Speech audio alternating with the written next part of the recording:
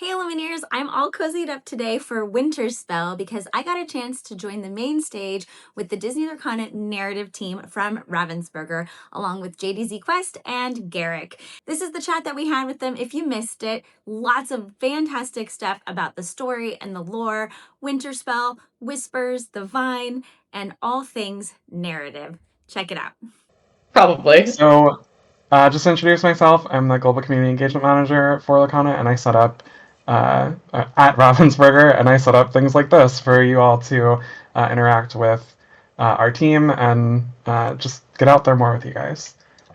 Today, like I said, the narrative team is here, and so we have Jenna, Nicole, and Chris from the narrative team. Jenna and Chris have both been on one of these before, but Nicole is new, so real quick, if you could explain what it is you do. So I'm Nicole Stanford. I am the senior narrative manager, not to be mistaken for Jenna's role, which is the senior. we have similar titles, but we have titling is ridiculous. We are a two-headed hydra of narrative management. We do narrative set lead responsibilities within Lorcana. So for sets such as Winterspell, we lead the narrative front, pinpointing some of the characters that you might see, some of the story beats that might occur within that set, and work closely alongside the game design team and the art team to make sure it all comes into fruition. And Jenna and I specifically, on top of those set lead responsibilities, also just sort of help manage the team. We have a wonderful team of writers for flavor text, for miscellaneous things, and just making sure that all of us are cohesive, working together. And Lorcana is such a new TCG with such iconic casts of IPs and characters. Just making sure that we're all aligned as we push forward. I do more of the people management stuff with the team, while Jenna does more of the creative management of seeing the future of the series. And then for content creators that are here today, Rebekah, aka Rebekah Quest, Garrick, who does lots of podcasts, and I only put 2 here, but and then JDZQuest. So happy to be here, Richelle. Thanks for letting me be a part of it. Thanks for having us. Same. And also, I didn't realize this when I set up these slides, but the new person is in the middle on this one too. So thanks for joining, Garrick. Yeah, of course. Thanks for having me. I've been looking forward to it. I love the story in Disney Lorcana. It's one of my favorite aspects of the entire experience. That's great to hear. I'd love to hear that. Not biased at all, but say more. So with that said, we're going to talk about Winterspell and the story behind it and everything. If you have not seen the great video that Jenna was part of, going through Elsa's story, that kind of acts as this cold open, like pun intended, for Winterspell. Definitely check it out, but real quick, just going through real quick, Elsa is ink cast to try and help with stopping this vine that is growing a bit out of control and is, I guess, correct me if I'm wrong, Jenna, sucking up like the flood ink, right? Yeah. It's kind of growing from the flood ink. Elsa tries to freeze it, and there is a reaction with her powers where we get this frozen vine and then the Winterspell. And then Elsa is this transformed character by the vine and is off in her own space. Can you guys talk about that a little more? Yeah, definitely. So the card on the left is the one in our making of a card video, which, by the way, was super fun to do. So I hope everybody likes it. But this Elsa, she, like I said in that video, like, she's not sorry. She did, like, there was a big explosion of ice, but this is Elsa. Like, at the end of the day, in some ways, like, this frees her. Disaster often seems to free Elsa in a certain way. And this card on the right, she's still in the Illuminary, which you can kind of tell from the window behind her. But she is transforming it with her powers into these beautiful ice gardens. She has solitude, and I think she's happy about it here, particularly. So the vine is growing from the ink. I don't think I realized that, or somehow related to the flood of ink, which was back in Rise of the Floodborn. Yeah, I can talk about that more. Yeah. And the card even, the Freeze the Vine card refers to mixed ink, which is different than from how we understand dual inks, right? Yes. Yes. Can you talk more about that vine? So, okay, yeah, definitely. So you are right to pick up on that flavor text distinction. Mixed ink is referring to flood ink, not to dual ink. Casting in dual ink is a skill that our Illumineers were able to acquire during the Arcasia's Island set, when they met that new mentor. But the flood ink is a part of Lorcana ever since the flood that Ursula caused. And this vine started growing and it latched onto these wells, these resources of the flood ink, and that's why it's growing so monstrously large. This is the first set where you see the vine. I'm not sure, Richelle, what else to say from that. It appeared. Yeah, Hedwyn had a vision of the vine in the previous set. That was our clue in set 10, was that there was a vine. And we did see on the Next Stop Olympus card, Hercules was really slicing through some vines there as well, and we saw some vines on the new Dragonfire reprint. There were very similar vines. A lot of people speculated that Maleficent might have something to do with the vines. Is there anything that we can say here with impunity about the where the vines came from, or who is behind the vines, or we will find that out? Will we find that out in this set, or is that something we'll find out later on? Great question. So the origin of the vine is pretty mysterious. It's definitely connected to a story star, and because story stars are the heart of most elements of Lorcana, as well as the ink, of course. So what can I say here? Okay, so don't get in trouble. Plead the fifth. I'll get out of here. The story that we're telling is just, it's more about the vine growing up from the mixed ink, from the flood ink that came out. Chris has more experience with this part than I do, of actually talking to people live about it. Yes. And so it's with this announcement that came out earlier this week, I think about where it was, Attack of the Vine was mentioned as the set name for set 13, I believe. It's the vine is presenting a threat itself to Lorcana. So I mean, we're featuring it kind of the same way that we did with Ursula and Jafar in the previous sets, but it's also sort of helping to tie together the story that goes all the way back to like you said, Rebekah, to set to the Rise of the Floodborn to set 2, where we saw the flooding kind of coming out. So it's sort of helping bring that story kind of full circle and kind of provide, I don't want to say closure necessarily, but sort of to kind of wrap that larger first arc up. Yeah, I would agree with all of that. I think I was trying to get my brain to put the words out that this is like a natural threat in Lorcana, because because a story star is at the heart of it. It's not necessarily a villain, but it is a threat. Yes, there can be an abundance of issues that occur in Lorcana, whether it be a villainous glimmer such as Ursula, or even just natural environments. And it all stems from story stars, which is the heart of the series.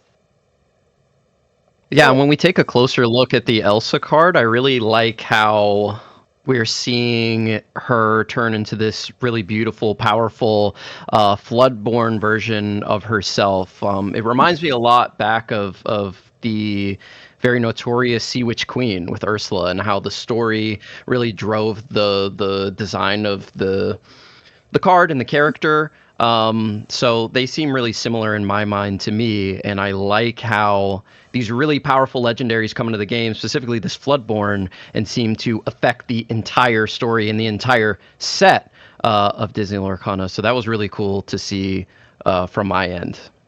I do want to shout out our art team. They are absolutely amazing. Like, every set is just spectacular. Like, I'm blown away every single time we get to see the art.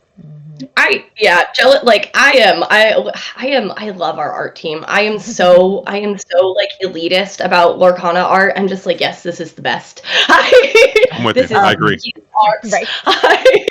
I often like to make a Stunning. joke that one of my favorite parts of the job is with the narrative. We help ideate early on of what is this going to be, the themes, how this non-linear story is going to be told within, as you pick random cards, and you get to pick, concept these ideas with artists, with game designers.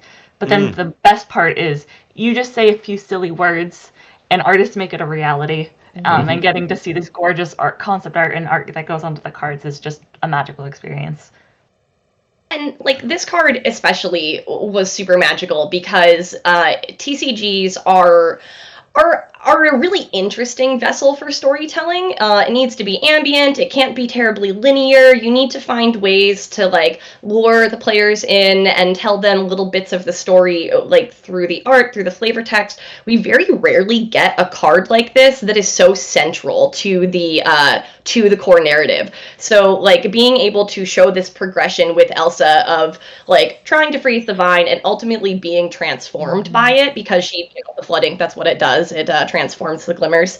Like, so cool. So exciting. And like, I can't wait for people to get this card because they're actually going to be like holding a piece of the story and it will be more apparent because we were able to do such a great progression between the action cards and the character cards with her. Yeah, that's one of my favorite parts of, deciphering what's going on in the story is finding how it's like a matching game, finding which cards go in what order. And slowly finding that out as you're opening packs, you're like, oh, this is part of that story. And the first time that really happened for me is during, again, that set 4 when I was trying to find out like what's going on with Beast. He got infected, and then Belle turned into this Floodborn and healed him. And like we're getting that same sort of stuff, and that's so exciting every single time you're opening new packs, seeing new cards, and putting that story together. For me, that's one of my favorite parts. So seeing that continue, I absolutely love it.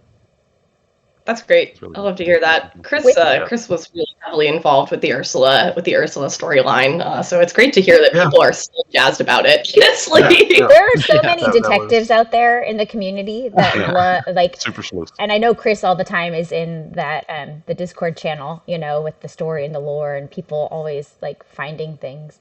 One of the things I'm curious about is you mentioned how the vine itself is presenting a threat to the realm of Lorcana, and a lot of the cards that we've seen so far, like even with Elsa here, she's like, the cold never bothered me anyway, and other glimmers are like, we're gonna have a snowball fight, and people are like, it's cold, there's that vine, and Elsa has this Winterspell now, and we're just gonna have fun. Are we gonna start seeing some other glimmers though that are still like investigating this threat that is there in Lorcana? There are definitely some cards. I don't think they're in this deck, so they're not on the top of my head. But there are definitely some cards that deal with trying to investigate, like, how could we stop the vine? Where is it going? How big is it? Like, there is a little bit of that in this set. This is definitely a fun and game set because the vine is a threat, but like right now it's just big. Like the threat of it is a little abstract for the Glimmers and Illumineers at this point, right? It's very large and it's very obviously sucking up their flood ink, but like, okay, we think this is a problem, so we're going to try to take care of it. Oh, that didn't work. What happens next is really the question. So, like, ironically, despite the fact that this is a winter storm, this is a little bit of the lull before the storm, actually. Oh, wow. Okay. That's some good One of the information things right along those lines that I had brought up when we were shooting the Elsa video was that it's kind of interesting how basically I hadn't thought about it until putting all this together for the special lorecast earlier this week, is like Elsa's story here, where it is this like, yeah, it's the intro to Winterspell and why this is all happening, but in the bigger picture, like, it's almost, I kind of hesitate to say maybe necessarily horror movie, but like it's that vibe of like oh, maybe the vine's not so bad. Look at how much beauty it's creating. Right. But but we towards the end are like, no, attack of the vine. This is a bad thing. So Yeah, that's true. We do have the set names released, so Yeah. we've got Wilds Unknown next, and then Attack of the Vine. I think we can kind of put some of the pieces together there. yeah. Maybe it's attacking in a friendly way. Yeah, absolutely. Attacking our preconceived notions of what the vine should be. There you go, Chris. Man, I love The real it. attack was the friends we made. Yep. Oh, I love this. So thing, along too. those lines, now there's all of this fun and playfulness that's happening. There's this winter storm that is spreading around Lorcana, and kind of the reaction from everyone who's not involved with the immediate threat is like, cool, let's have fun, right? So can you talk about that a little bit? And then I know for sure that some of the content creators have questions about that. I know one of the fun conversations earlier on when developing this set was how would the different franchise characters react to a snowstorm? A good example being Stitch, as you see on the screen, palm trees are covered in snow. That's not common in Hawaii. That's not common in the Lilo and Stitch film. So just getting to explore that, it'd be a lot of fun. Similar to how we enjoy when a snow day occurs. Some of these characters don't get to experience snow all that often, or they are experts at the field, and just getting to explore those various what-if scenarios was an absolute joy to ideate on. I also think it makes a ton of sense for the aliens to be lobbing stuff at each other. They're very chaotic. I love it so much. Can't take anything seriously. And for me, I gotta say, I love a lot of the different story aspects that we have in this new set. But my favorite story is what's going on with this snowball fight. I mean, there was this huge food fight that happened back in Shimmering Skies, and I was trying to piece together where it started and how it ended, and I couldn't really get that. Are we going to get that in this story? Who started this snowball fight? Who's on what side? And who comes out on top is something that I'm very interested in finding out. I don't know who's going to agree with that, but that's what I want to know, because I see a lot of characters are participating. There's a variety of different weapons and a variety of different techniques of what they're using to combat in this snowball fight. Will we find that out in this story? That is one of the fun things about, I think specifically TCG narrative, is you almost get to make a snapshot of a situation and see different angles from depending on what card you receive. So you might see with one card Stitch getting ready with a snowball. With another card, you might get to start to see who wins that battle. From another card, you might see, and maybe it's enhanced with flavor text, not to say these are on the cards, but who instigated it. You may pull any one of those cards first, and the more you collect it, the more you get to see that story come to fruition, which is really exciting. That's pretty cool. Are there pieces I think we don't tell you. I don't think we do tell you who wins. I think you should probably have to figure that out on your own. No. I remember I do remember when we were doing this part of the set, developing this part, I remember we had a lot of different early ideas about will the snowball fight have factions? Will we have cannons? That came up at one point. It was I think that we ended up throwing a lot of ideas in there, and it's kind of up to you to make the decision. Maybe you should put them in your deck and see who comes out on top. I will say. Whoever wins in the round that you play, and whatever cards they have from that could theoretically be the winner. There is a card. There is a card, I think, that does actually say who started at least one part of it. But find that out for yourselves. All right, I'm Team Stitch. Okay, if anybody wants to join me on Team Stitch, we're winning this snowball fight. Team Stitch is winning. Everyone else is going down. So that's my new story. I'm jumping in. There we go. It's along the same lines of what you're talking about with, how it's different telling a story through a TCG and the different pieces. Are there pieces like even the Elsa or this Stitch snowball fight that you consider to be anchor pieces of the story, just to kind of keep everyone on the same lore book page, so to speak? Yeah, absolutely. So typically the way that the narrative team works is we have story buckets, and we put our characters into the buckets. Okay, so the snowball fight, this is a big scene. We're going to need game design to support this narrative vignette with a certain number of cards, that kind of thing. So absolutely. And in this set, the snowball fight and the Elsa storyline are the two anchors. So you nailed it, and I'm glad that's coming through, because that's definitely the two things that I think took up the most space narratively for this. It's also worth noting that the nice thing about these story buckets is there can be anchor pieces where in future sets, maybe it's something that we'll pick that bucket back up and keep it in mind for a future tell. Within the first few sets that came out with Ursula, for example, you would see possibly some of the Flood ink in set 1, and then subsequently in sets like 3 and 4, you found out more about it. It's a lot of fun getting to for some of those heavier buckets. We do put weight onto some more than others, and it's a really fun process as we work set to set about keeping all those buckets in mind. That's cool. Yeah. Nice. Okay. I see some more cards on the screen. More cards. Yeah, They're so not used to what was it snow. like being? What was it like thinking of like which characters to put in the set when it comes to how they react to the situation? Yeah. How did you guys, How how did you guys go approach thinking about it? We always want to keep the characters true to who they are from the films that you watch. And sort of what I mentioned before, getting to brainstorm these what if scenarios for each series, for each character. It's a lot of fun. Just as you said, Jenna, and just as we were just discussing, these two, Timon and Moana, are really fun ways to explore that. Neither would be used to snow. They approach it differently. Like I think, right? Like looking at these two pieces of art, like Moana is like full of wonder and with the mystery of it and the newness of it, whereas Timon has already bent his crafty mind how to use this new environmental element to his advantage. Like it totally makes sense for him to be doing that, and yeah. And just from a flavor standpoint, looking at it, that is also where art is so important for flavor text, is because you're looking at it and Timon's expression tells you, so finding the right text, the right voice to hit with that, where you have the vine or the ropes are kind of the vines going off to the side that are pulling the sled, and so what's pulling him will most likely Pumbaa. Yeah, that would make the most sense. Moana is the same thing, where she's never experienced this before, and so there is she's never seen anything like it. It's cold.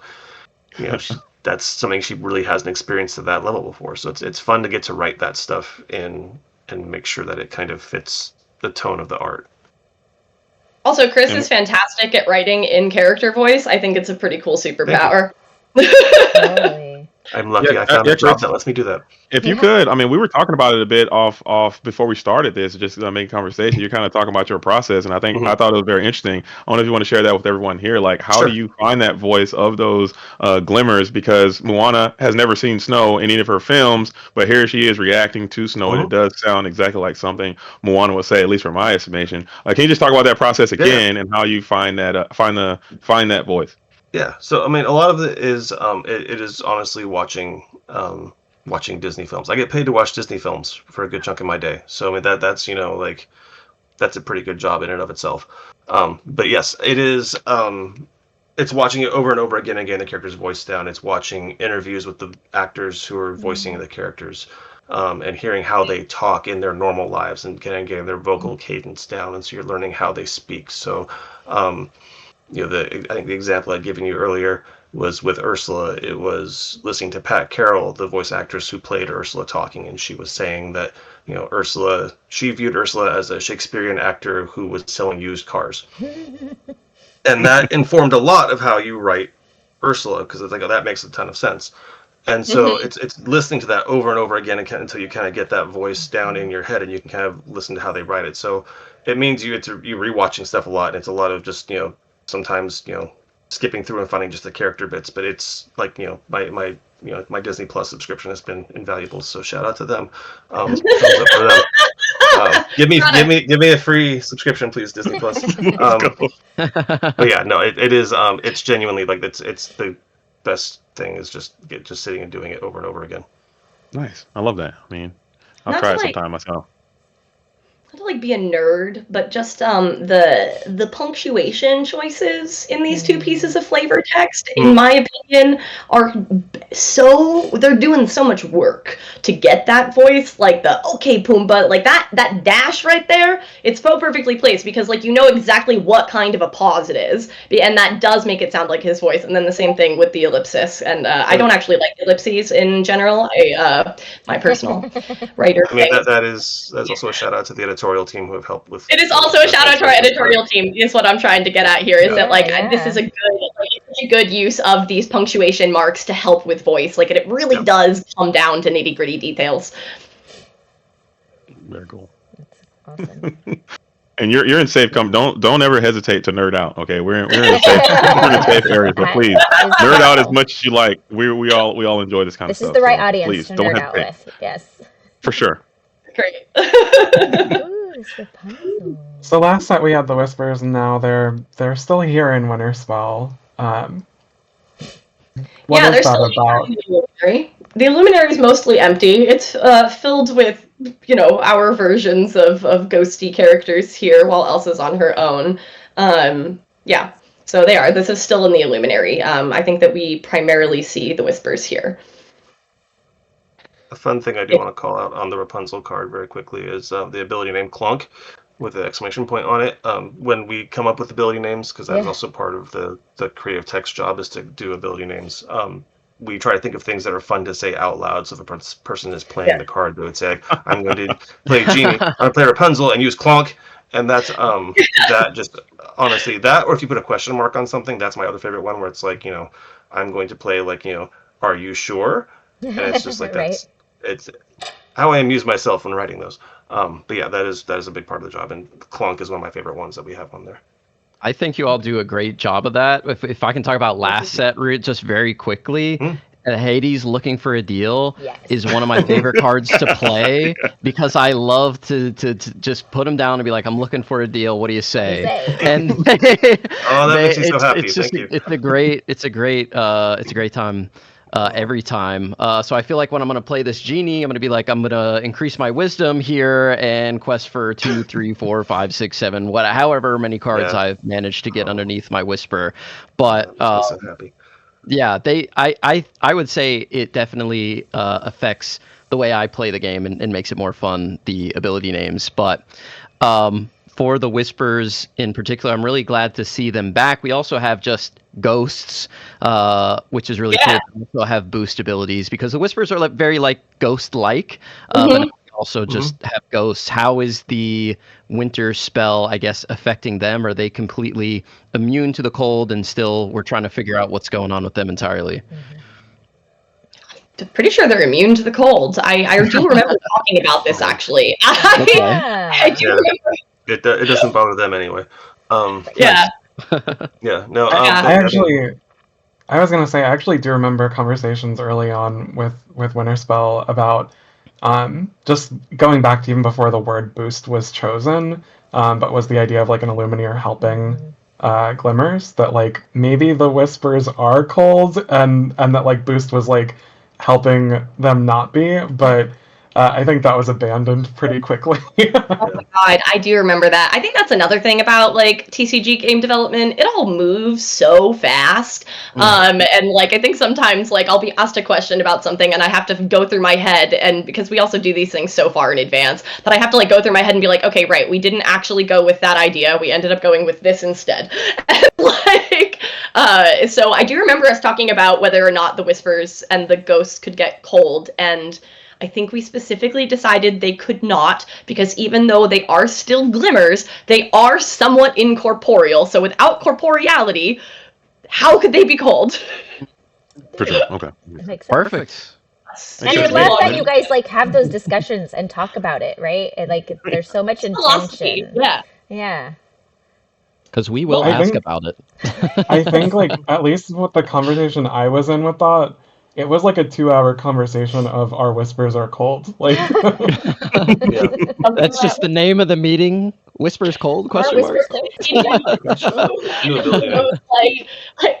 Yes, we do. We get into these like philosophical like loops with each other about like the meta of the realm and how like it all works. So yes, it does sometimes. Which is good for a multitude of reasons. One of which is we are really passionate about how we're fleshing out the world of Lorcana, and we want to make sure that this is a series that will go on for hopefully a really long time. And getting to establish the world building of it all is extremely important to us for that reason. We want to have this consistency as we continue to tell stories of how do these things work. And it's also just beneficial because it can help influence how a card's going to be presented. Chris did a great job mentioning like the facial expressions in the art. If these characters were cold, we would maybe have them look a little more uncomfortable. So collaboratively, it's super beneficial about how a card is represented, and then it's going to be good just for the long haul of Lorcana to understand. Yeah. And we're passionate about it. We love the series that we're working on, so it feels like you get to both be a fan and a developer to get to like ideate on these things at the same time. That's true. Yeah. And I would ask, I know this is probably not for this main stage, it's more for probably the creative team, but we saw in Whispers in the Well, we had Demona, I believe she was tearing the pages out of the book, and some of the whispers were being generated, it seemed like, from the pages within the book and coming to fruition from that way when they get added with the ink. And we notice in these, at least they don't have that book border on the artwork, and there really hasn't, if what I've seen so far, been really any mentions of the well at all. Is that just are we just gonna, is there a new way to generate whispers, and is that something that we're going to find out coming into this set once we get a little bit more information? Chris, I believe these are still the same. Yeah. Okay. These are still the same whispers they're from. So the Demona card, look, I'm actually looking at it right now. Is I know, I saw your face. I was like, I bet. Yeah. So it's a bit of a misconception with the art, and it's just a little bit unclear. Okay. She's not actually tearing the stuff from the book. The book she has is the Grimorum Arcanorum, which is the spell book from Gargoyles. The pages come from that were torn out of a lore book. That is a separate issue, but that is where the whispers are coming from, is from those torn pages, and so that is an ongoing story. Deal. Okay. So we will get to that. I mean, that is it's an ongoing story, is what I will say. Got it. Okay. I'll cut it, and I'll get myself together. Demona, I'm glad you confirmed that, because that was a big misconception, at least from my end. I thought that she was a part of it, and she was the reason why it was happening or whatever. And I can totally see where that would come from, because looking at it does absolutely like she is tearing the pages out. So that is just, the swirling pages are from they're from the lore book versus the book she has in her hand. So those swirling pages, like, oh my god, here is just like another like nerdy note about narrative design and how it marries up with art, is that like, so those torn lore book pages, those are both an art and a narrative element. So it's really interesting to see this misconception, because like, it's to help tie the story together so that you still know, looking at this card out of context, oh, she's in the Whispers in the Well set, like these pages and so it's really interesting to hear. I love hearing how people interpret the things after they're already done. No, it also brings to a lot of the fun theories that we then see, and we are constantly putting nuggets of foreshadowing into future things if we know far ahead enough. And it's just a lot of fun to see what we plan and our thought process, and then publicly how people perceive it, and go off before we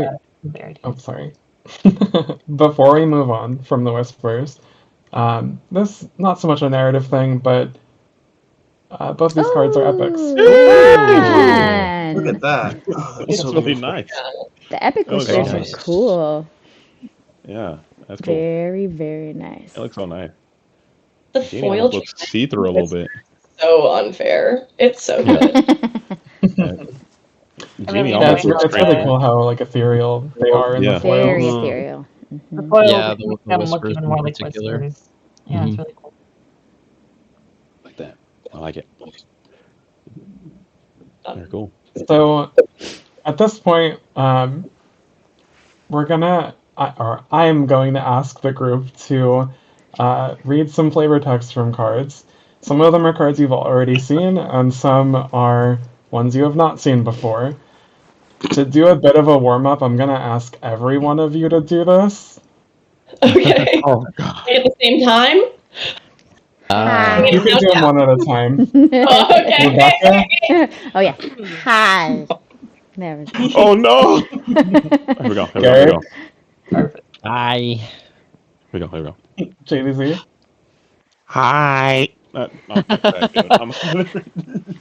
Do the narrative folks want to join them? Yeah, sure. No. Oh. Chris is like, I wrote it. I'm not reading it. Nope. If you want to do it, go for it. Oh. Yeah, that was good. That was good. Oh, Oh, There you go. There you go. that one. that was me. That was good. Looks The good. Richelle That was Stitch good. is like 10 out of 10. I know. Rochelle's has like one of the best Stitch impressions out there.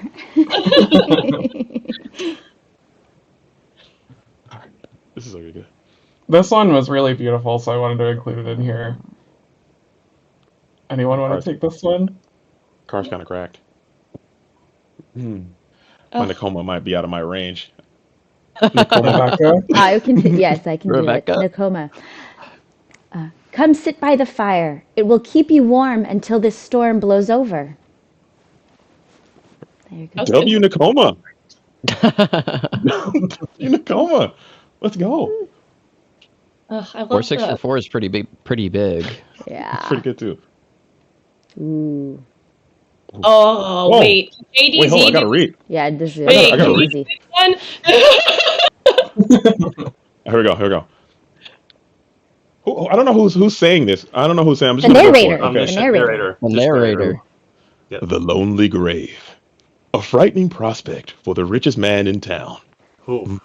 I need you to narrate like all of the omniscient narrator text. Like that's the voice in my head I'm going to hear now. So like No. recordings of you to listen to Right. over and over again. I think I can write in your voice. if that job exists, it's got to go to Brent Mukai for sure. His narrator is Yes. like 10 out of 10 Yes. That's true, narrator. yeah. Like he cleans that up for sure. But I'll be the backup though. I'll be the understudy, and we can get that going though. 2 for 2, I think. But this card, we haven't seen this before. I've never seen that. Wait, can we? I didn't read the card. Okay, Go back, yeah. You show the character of yours to the top card of your deck face down under one of your character locations with boost. A little bit of boost cheat. Okay. One cost item thoughts. Not bad card. Yeah. Banish a character to join. Hey, but- banish your Diablo, draw a card, boost. This all in the same time. Come on now. Come on now. Ruby Amethyst is back. Boomba. Boomba's back. All right.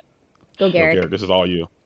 Come on. See, I told you he was hard-headed. Come on. That was good. That was good. That was kind of good. W. Timon. Shake things up. See? When you play this character, each opponent chooses and discards a card. When you play this character, each opponent Whoa. chooses and discards a Each card. opponent. Their discard is back. Multiplayer. I Yeah. told you he was hard at. See, Timon is that's kind of a hard voice to pull off. Nathan Lane, the actor of Timon, has a really distinct voice that can be Yep. hard to Yeah. He has like a way of speaking, especially when he plays Timon. I love Nathan Lane, so fangirling a little bit.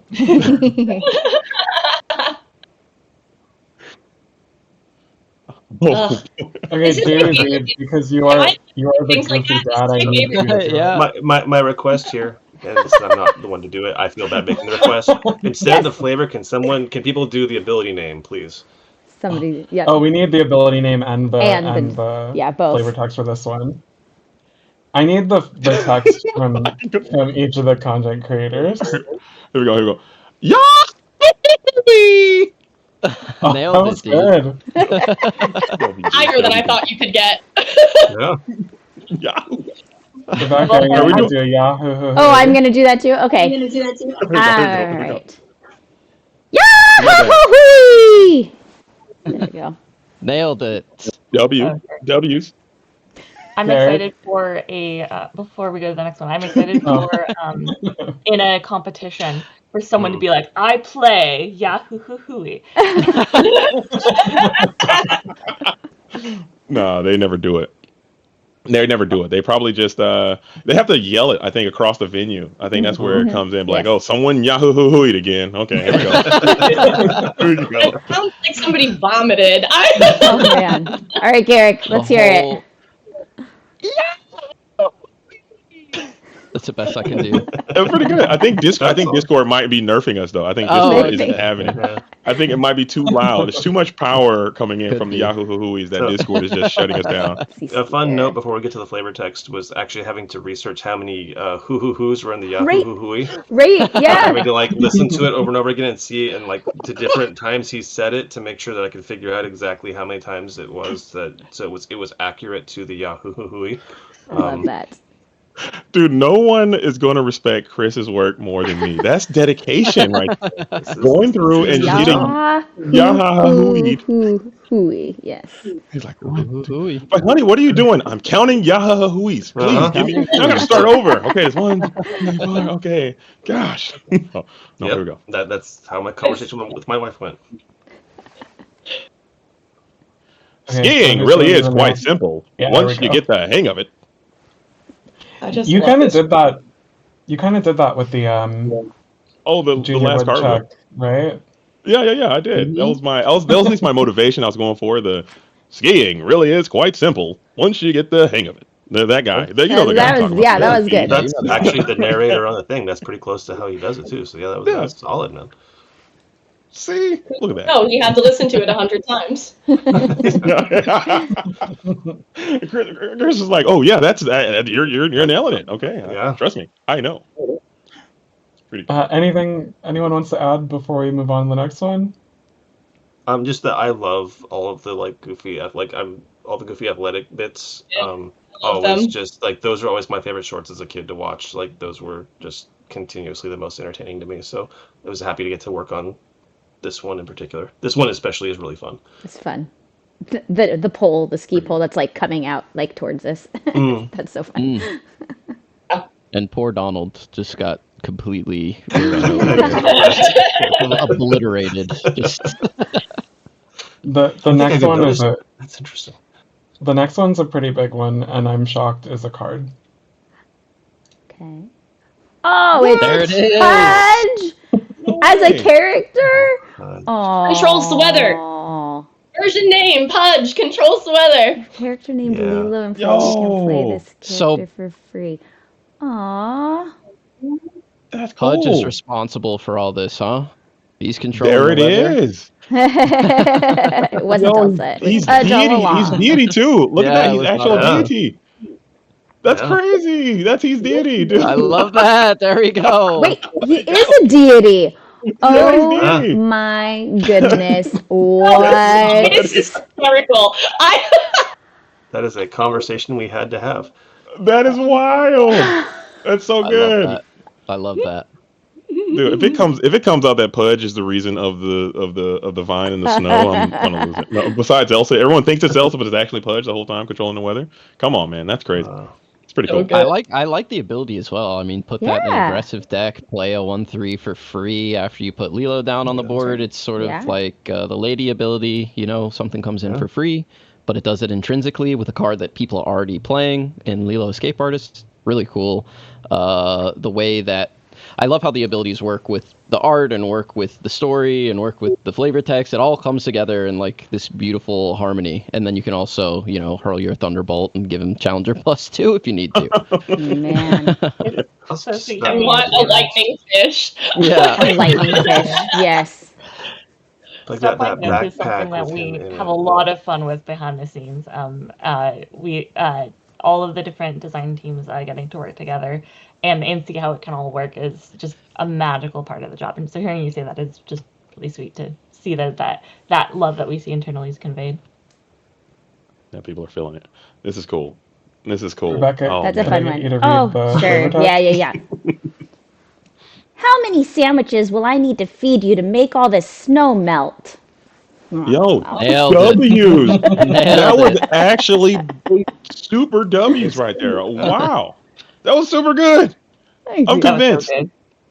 I'm convinced. One of the really fun things about Lorcana is the fact that, because the glimmers are made from stories and imagination, right? Maybe Pudge in the real, Lilo and Stitch world doesn't control the weather, but because, the story is that Pudge does, then this one does, right? Right. Mm-hmm. Yes. Mm-hmm. Oh, man. So fun. That's so good.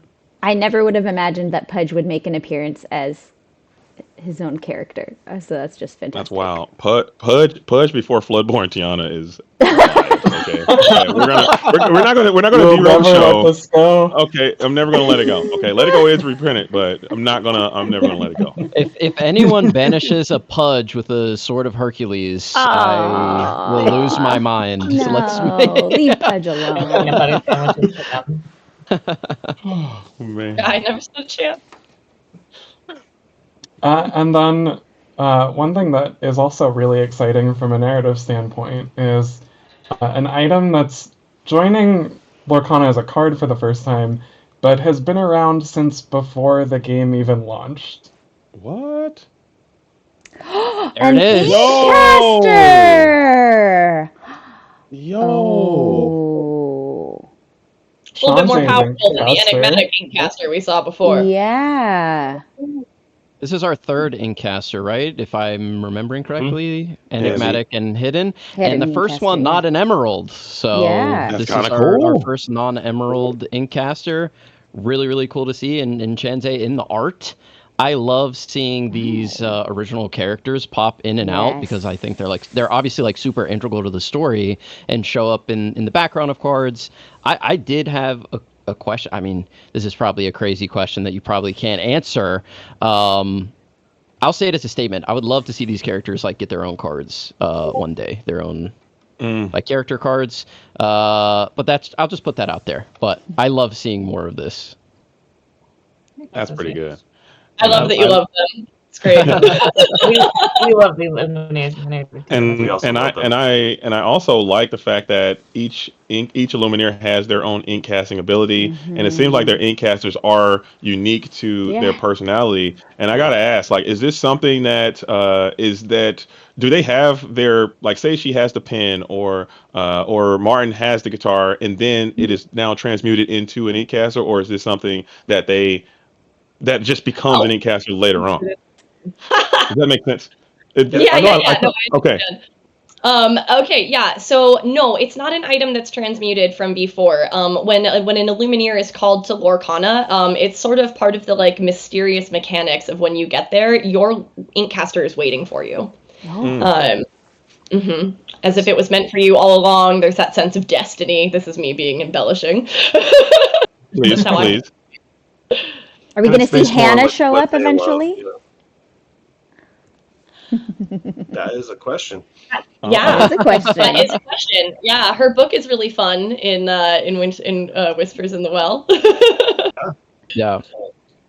I have to assume that we are ink casting here, where we're trying to pull a glimmer forth from the lore book. That's who she's talking to. Yep. Trying to make sense of the swirls here. Can I figure out what character this is, what glimmer this is? But no, that's really cool. It seems like a really integral moment in the story, at least to me. Like, that's the impact that I'm getting. Like, we really need your help here, type vibes. And I love how dynamic the art is and how everything is coming together. Like I said, seeing all of the original Lorcana stuff come into the game really helps build the world for me as a fan of the story. So anytime I see one of these, I'm really excited. And number 3. Similar to what I said about like it was really rare for us to get that Elsa card that's so pivotal to the narrative. Like this is exactly like what we're trying to accomplish, what you just said, of like trying to build that world, bring our players further into it. So like I also love including elements like this, so that you can all, like, this is foundational not just to this set. This card is, these cards are foundational to the world building of Lorcana. Like you're seeing the magic happen in this card. Now, Yeah, we have and to the ability is reflected as well. Yeah. Can we assume, is it safe to assume that she is calling forth a glimmer that is either amethyst or steel, or amethyst steel dual ink, because Shantae herself is amethyst and steel in her and everything that we know about her so far? Yep. Cool. That is very safe to assume. All right, now we got to turn the ties though, Richelle. I think you're up, Richelle. I think you got to give us that flavor text one time. Richelle at Shantae, take it away. There we go. Yes. JDZ just put you on. Okay. Lock in. You're on blast. Come on. We need your help. Show us what you've got. No, Nailed it. Nailed it. Nailed Get it. it. That was pretty good. I mean, you're not clearing. I don't think anyone's clearing Rebekah's Lilo, but I mean, that's definitely a close number 2. I would say, still pretty I'd good. have to agree. I love also that, like we talked about this earlier, that I think we see here that Shanzay is still involved in kind of figuring stuff out. She's not involved in the snowball fight, right? She's kind of still maybe she's, trying to still figure out what's going on with the whispers. Who knows? But she's looking for help. I definitely in the hall of the Great Illuminary, right? The lore floating in the back. I think. Could be wrong. I thought that was it seemed like a moon almost back there in the art, but I'm not sure. It looks kind of cool. I think it is the Great Illuminary, to be totally honest with you. Yeah. Like a frozen one. Mm-hmm. Yeah, because the Illuminary is also caught up in the Winterspell and is frozen, and Elsa is in there making ice gardens, living her best life. Yeah. But yeah, Shanzay is absolutely summoning a glimmer to help with the snowstorm and the various challenges it's posing.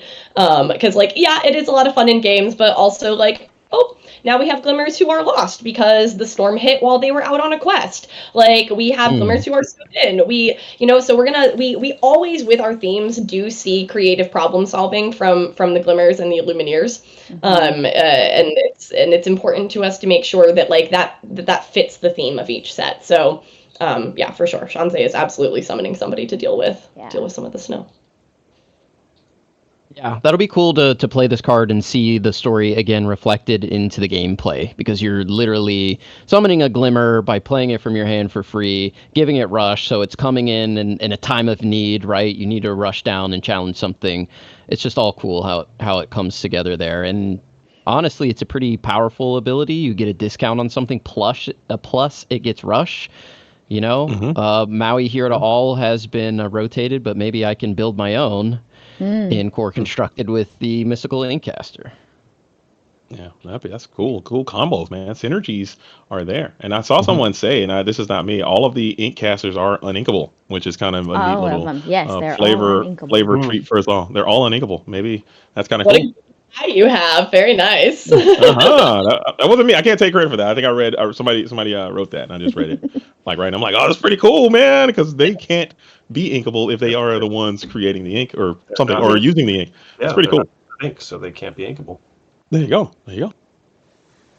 Very cool. Well, flavor for you all out there. So we have some time left. Are there other things that you want to ask the narrative team while we still have time? Yeah. Yeah. I mean, I have a million burning questions. If I'm being honest with you, okay. Well, I'll do a curated selection of 2 or 3 then. We talked about this a little bit, and I kind of want to make it like a 2-part question.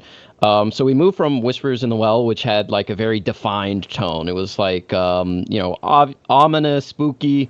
Winterspell, I think there's much more of a dichotomy going on, like we talked about a little bit earlier with the whole Winsby of the Snow fight, and then what's going on with the Vine.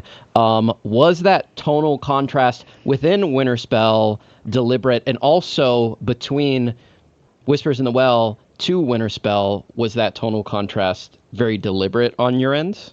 Yes. As part of the planning process, because I was, especially for this particular arc of cards, set 10 through 13, is kind of, I was in charge of a lot of it and kind of figuring things out. But one of the things that we try to do from a narrative standpoint, and this is in general, not just for this set or this arc or these sets, but in general, is to have a you want a lighter if you have a darker set, you want a lighter set following it up, because if you have too much of the same thing, it becomes very overwhelming. And so it's kind of like similar if you're reading a book and all the sentences are the same length, it gets very hard to read. If you vary up the sentence length in a novel, it's much easier to read. It's much easier on the eye. Having a set that's dark followed by a much lighter set and then kind of balancing it out a bit more does help to just sort of keep players engaged and keep the tone from being too overwhelmingly dark or too overwhelmingly light in some cases. We also want to. Disney has so many IPs, and we have so many different characters to work with who have all kinds of different backgrounds and essences to them. That like being able to switch tone nimbly. Allows us to bring in more characters that people want to see, because those environments suit some characters better than others. Yep, that's very true. That makes sense. For sure. Now I have a burning question as well, changing gears a little bit. My favorite character so far, one of the original characters that you gave us in Arcasia's Island, was Arcasia herself. My favorite owl wizard lady. I'm kidding, but I want to know, like, at least we didn't see her in Whispers in the Well for obvious reasons, but now it seems like we're back on the surface, and there's some crazy things that are affecting the entire world. Where is she? And what is she doing, and how is she reacting to this? And will we ever see her again? I mean, I'm going to ask this every set until we see her again. I speak to the Arcadia supporters out there. Yes. But will we see her again? And what is she up to? I mean, I can answer a canonically. little bit of this. I was going to say, I have a partial answer, but I would love for you to take a stab, Chris. Yeah. So, my general, so it's mentioned in the lore cards, I believe, or in Arcasia's story that we've given out so far, that she's hinted at that there were things that happened that led her to exiling herself on the island instead of staying on her own. And so my theory has always been that if new people show up and then her home gets taken over, and she's not going to be quite inclined to like rush back out into the world again, because it's very similar to what it may bring up things from her past that she wasn't entirely happy with. So she's on her island. What she's doing, she's protecting her island, doing what she does best. I think that she is, will we see her again? That you will have to see. Okay, that's fair enough. The nice thing about TCGs as well, and the fact that it's sort of a live service version of we're always having sets coming out, is we've mentioned that within sets we have non-linear stories. Within cards that can expand to the set releases themselves. We have a lot of little gems that we get to put in our pocket and use for future stuff. So it's characters you see or glimmers that you see that you're like, man, they're so cool. Sorry, Nicole. You go ahead. I agree with Chris. Like my impression of Arcasia is that she is a hermit, and she likes being a hermit. If we see Arcasia again, I think that like my impression of her is that it would need to be for good reason. Interesting. Okay, that's fair. That's probably why I like her. Just being a hermit, doing your own thing, staying out the way, just kind of keeping it cool and classy. Right. Same big mood. Arcasia feels like Huge mood. Arcasia. So then I'll ask my burning question, because it's kind of along the same lines of something that you just said, and that is, I'm always wondering, are there some fantastic bits of story that you all have put into the game that we've kind of missed, because it wasn't like the main thing of a set? And is there anything that you can tell us, or are those kind of like those little gems you keep in your pocket and say, oh, we know we're going to come back to that later, and then all of us will go, wait a minute, we've seen that character before, that glimmer before, and connecting the pieces backwards, because I know there's so much going on, and it feels impossible to pick up on all of it, and so I know there's surprises in there. Go ahead, Chris. I since I've been working on this, going back to set one, like my thing is always I like seeding things in advance and setting things up so that things can pay off. That is genuinely like I love setting things up for people to pay off later on. And so I'm actually more impressed with how many things I have, just random bits of small text that the fans have picked up on. Like the vast majority of things that I think that I have seeded, people have been like, hey, when are we seeing that? What's that about? When are we getting more rules of villainy? What does this mean? Yeah. That's we love the rules of villainy here. Yeah, we also love them. So yeah, but it's That's cool. I'm not gonna. We haven't finished all of them, and that's the most I can tell you. That's true. I think that there's. Oh, go ahead, Stanford. Oh, I was just gonna say, I know there is a lot of intentional placements of things where we're excited to pick it up later. It's fun. It's good on our end. We try to track stuff to make sure that there's stories that things come to fruition, and the amount of times Chris is pinging the narrative team with ideas that folks have on the Discord just is so fun. We may or may not quietly be enjoying people's theories and things that they pick up or don't pick up, or all that sort of fun stuff. So many theories out there. Lots of theories. Something that's less like long term in how we do this, I think we kind of touched on earlier, is like having little card vignettes. Like I know that in Whispers in the Well, for example, like this is not even close to the main point of the set, but there is like a little funny storyline where the Headless Horseman is chasing several characters around the Inkwell Caverns, and like it's not load bearing, so we don't need to draw attention to it, but it helps us ground the world and and show that like these characters are doing things. There are obstacles, there are challenges that are occurring. So like I really liked the little Headless Horseman storyline. I cannot remember, there was a piece of flavor text that we wrote for it and I can't remember if it made it in, but like about like confusing his head for a pumpkin or something.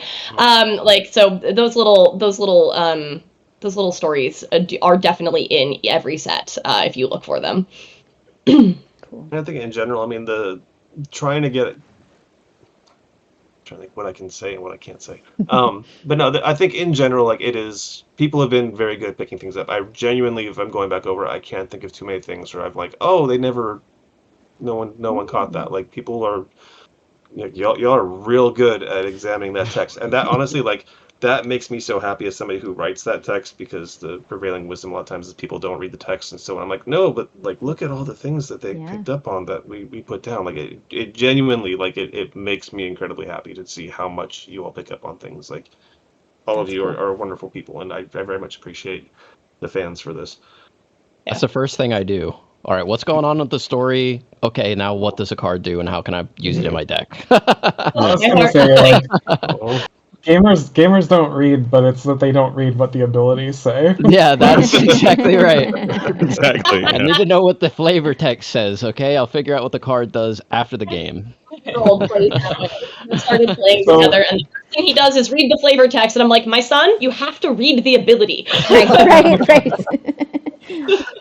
So one more thing before we go. Speaking of big narrative moments and kind of shining spotlights on them, because Elsa has this huge moment to kick off Winterspell, it's captured in this enchanted card. Let's go. Fine That's enchanted. beautiful. That's beautiful. So nice. I cannot wait to see how that foiling looks in person. The frost foil. It's The OP. frost. The foil. The foil. Yeah, I need to see the foiling in person. JDZ's seen it. He knows. It's cool, man. The foiling Yeah, is I so love nice. it too. It's very cool.